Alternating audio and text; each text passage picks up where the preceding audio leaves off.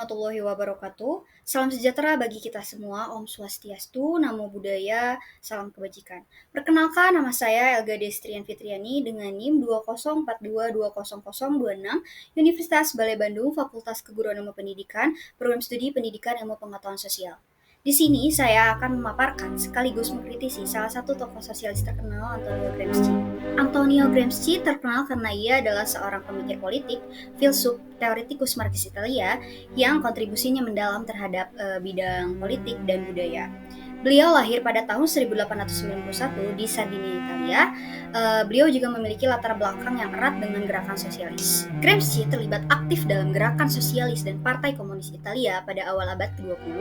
Ia tergabung menjadi anggota gerakan sosialis Italia pada tahun 1931, kemudian bergabung Partai Komunis Italia setelah Perang Dunia Pertama.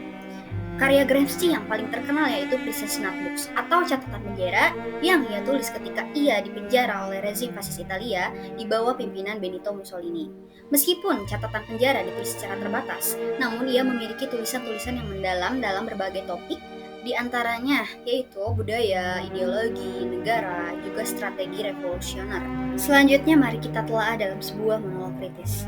Gramsci, tokoh revolusioner terkenal karena kontribusinya yang mendalam dan signifikan terhadap gerakan sosialis. Pemikirannya juga sangat berpengaruh dan terlahir karena adanya teori Marxisme. Teori Marxisme yang dikemukakan oleh Karl Marx dan Friedrich Engels menawarkan analisis kritis terhadap masyarakat kapitalis untuk mengusulkan perubahan yang radikal agar masyarakat jauh lebih adil dan setara.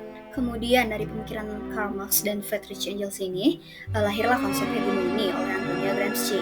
Konsep hegemoni menawarkan perspektif kritis bahwa dominasi kelas tidak hanya dipertahankan melalui kekerasan atau kekuatan ekonomi, juga bisa melalui konsensus budaya.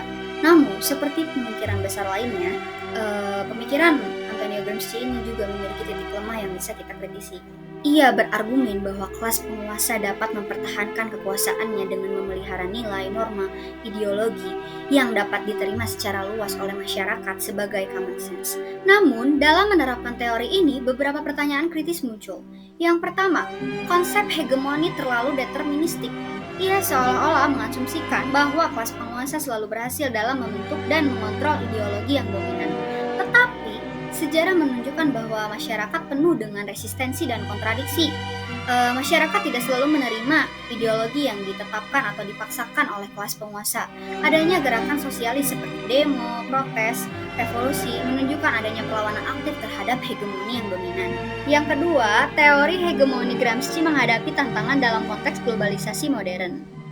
Dengan globalisasi, adanya aliran informasi, nilai-nilai budaya jauh menjadi lebih dinamis dan kompleks. Dominasi kelas tidak bisa lagi dilihat sebagai sesuatu yang monolitik dan dikendalikan oleh satu kelas atau satu negara saja.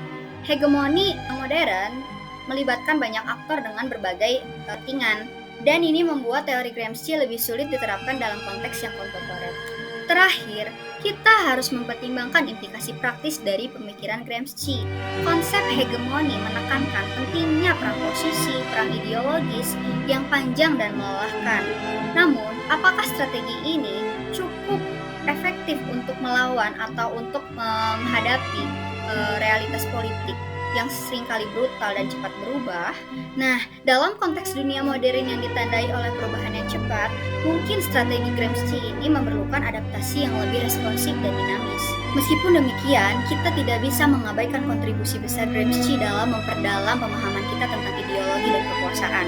Kritik-kritik ini bukan disajikan untuk menafikan pemikiran Gramsci, namun untuk memperkaya diskusi kita dalam pemahaman dan pemikiran yang lebih kritis dan komprehensif. Terima kasih atas kesediaannya untuk mendengarkan kritikan saya terhadap pemikiran Gramsci, yaitu konsep hegemoni.